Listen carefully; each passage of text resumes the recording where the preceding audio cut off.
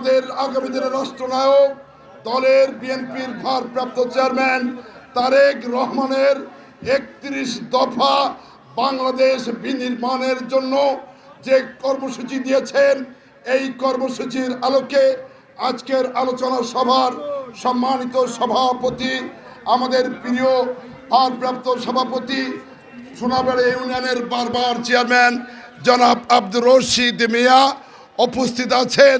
কলরা বিএনপির সাধারণ সম্পাদক আব্দুর রকিব, হাজী কামরুল তুহিন সহ বিএনপির এক ঝাঁক নেতৃবৃন্দ উপস্থিত, সুধী মণ্ডলী, অঙ্গ সংগঠন নেতৃবৃন্দ, প্রিয় কলরাবাসী, আসসালামু আলাইকুম রহমতুল্লাহ।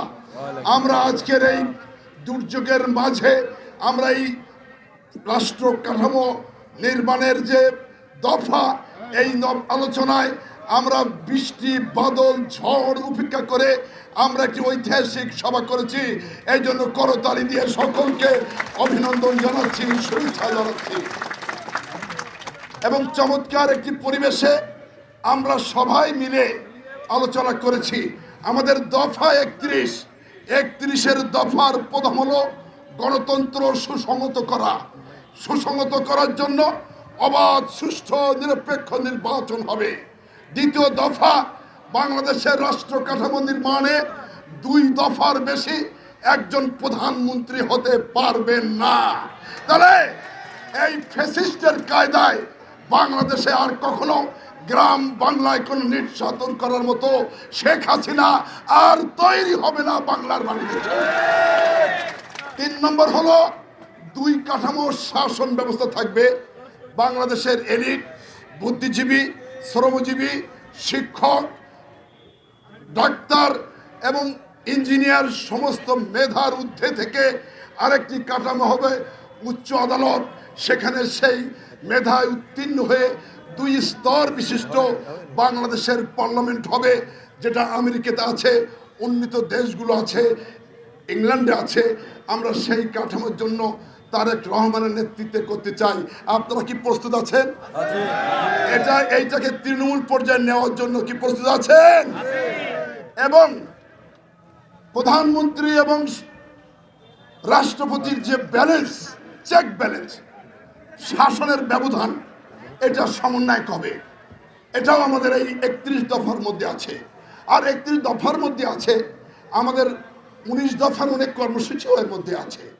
যেমন খাল খনন, গ্রাম উন্নয়ন, কৃষি খাতকে আরো বেশি উৎপাদন উন্নয়ন এই দফার মধ্যে আছে। আপনারা এই ৩১ দফাকে, আমার এখানে প্রত্যেকটি ইউনিয়ন এসেছে, আমি এই ইউনিয়নকে আবারও সালাম জানাচ্ছি যে এই চমৎকার এই দুর্যোগের মধ্যে এসে কলরাকে মুক্ত করেছেন। তাই আপনারা প্রত্যেকটি ইউনিয়নে এই এবং পৌরসভা সর্বত্র এসেছে। আমরা সেখানে গিয়ে আমরা ৩১ দফা বাস্তবায়নের অঙ্গীকার করছি, শপথ করছি। এই বাস্তবায়নে প্রত্যেকটি মানুষের যদি ৩১ দফা দিতে পারি, বাংলাদেশের মাটিতে আজ পর্যন্ত এই বিনির্মাণ দেশ কাঠামো, সরকার কাঠামো, দেশকে উন্নয়ন কাঠামো আর কোন সরকার আজও দিতে পারেনি। শহীদ রাষ্ট্রপতি জিয়াউর রহমান ভাই, একটা মানুষের যদি ইতিহাস বলি শেষ করা যাবে না। তার প্রত্যেকটি সময় ৩.৫ বছরের মধ্যে আমি অনেকবার বলছি যে গ্রাম উন্নয়ন জিয়াউর রহমান কি করেছিল, যেমন খাল খনন বিপ্লব করেছিল, সেচ প্রকল্প করে কৃষি খাতে চায়না থেকে বীজ এনে ধান ৪ গুণ করেছিল। ১ বিঘাতে ৪ বস্তা ধান হতো, ২০ বস্তা ধান করেছেন। কি জিয়াউর রহমান করেছিলেন? এই পল্লী বিদ্যুৎ, এটা জিয়াউর রহমান আমেরিকার প্রকল্প। এই যে এলজিডি রাস্তা, এটা জিয়াউর রহমানের প্রকল্প। এই যে কলকারখানা, টেক্সটাইল মিল, সুতা, গার্মেন্টস, এগুলো বিদেশি রপ্তানি করার পরিকল্পনা জিয়াউর রহমান দেখেছিলেন বলে এই মহিলা মন্ত্রণালয় করে 50% মহিলা কাজ করে বাংলাদেশের। ৮০% মহিলা গার্মেন্টসের কাজ করে বাংলাদেশের বৈদেশিক মুদ্রা অর্জন করছে।